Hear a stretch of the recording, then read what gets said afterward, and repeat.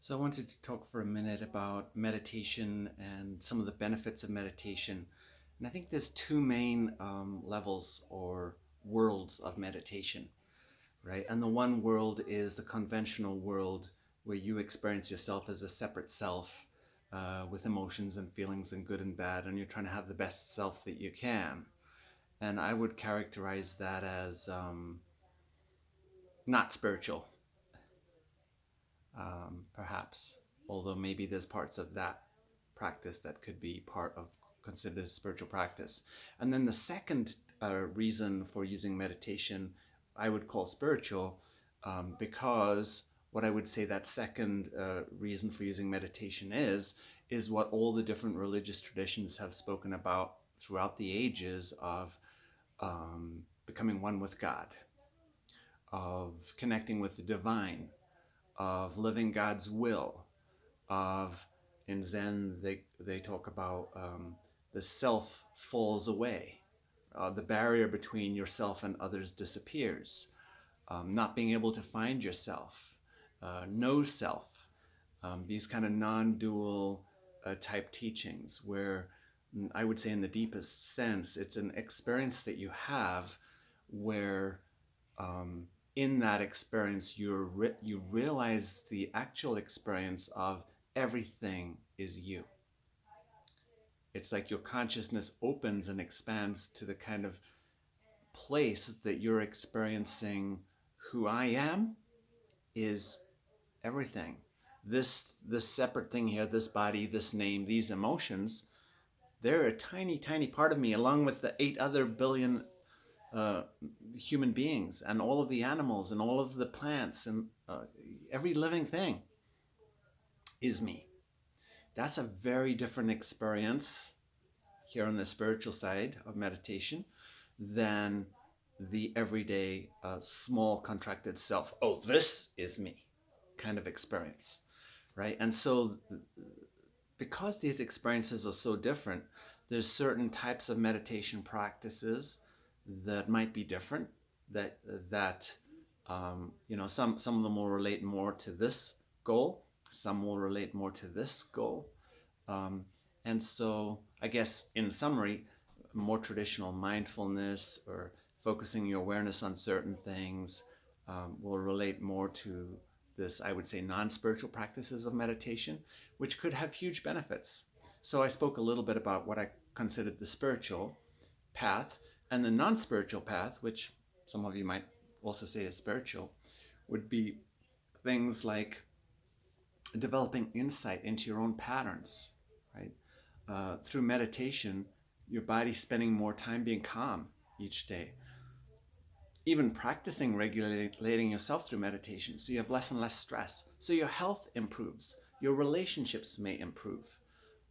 There are a whole bunch of benefits to doing meditation. So in brain scans, these have been shown repeatedly. People who are regularly meditating, 20 minutes or so at a time, 10 to 20 minutes. I can't remember the exact length of time in the studies that I read.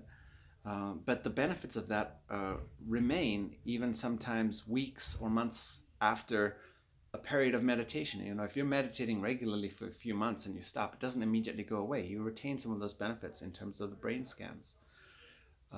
So there's that. There's these two different paths of meditation, and I think of in terms of the basic or the initial practices, many of those practices are the same for both. And then the other part of both of these paths has to do with the teachings, right? That address how we think.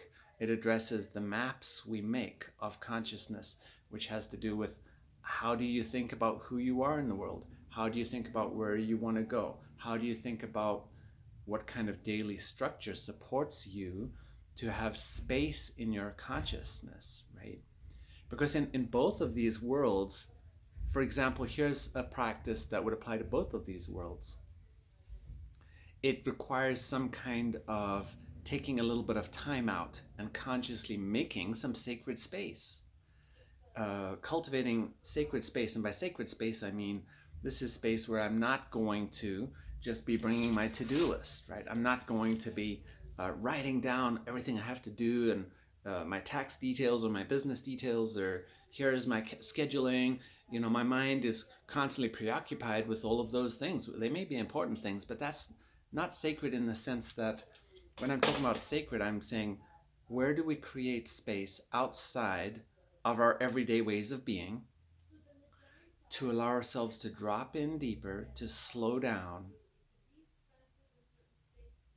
to notice what's happening inside? Because until we do that, there's certain things we can't change in ourselves.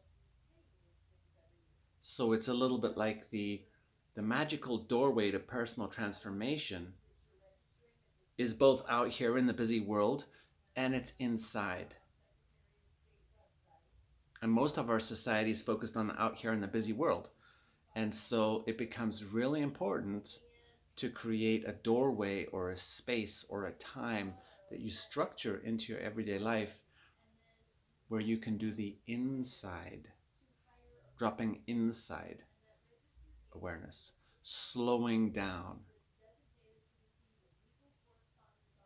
letting your nervous system have that experience, not just this busy experience.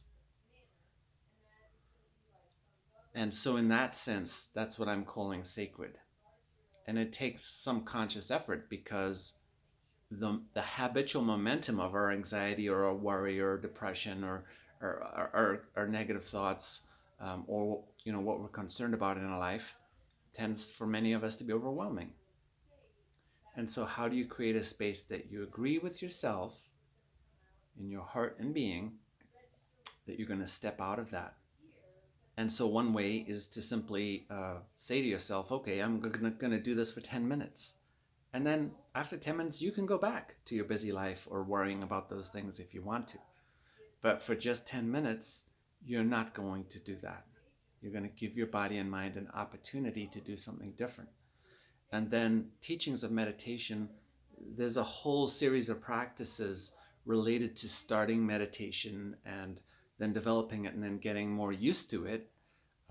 Based on who you are, it may come up slightly differently.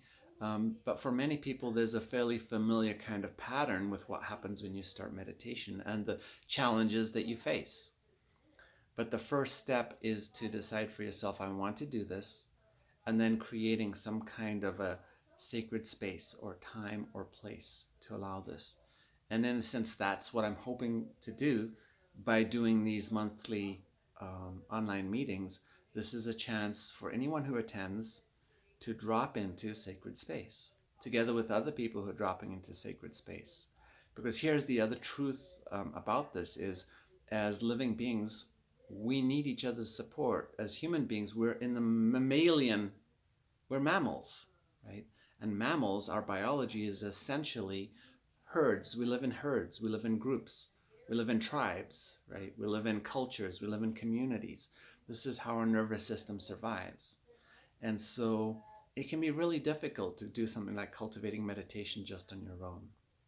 So part of the purpose in having these free monthly get-togethers is to provide some inspiration, to allow you to ask questions, and for some kind of supportive community to start to develop about basic practices of meditation.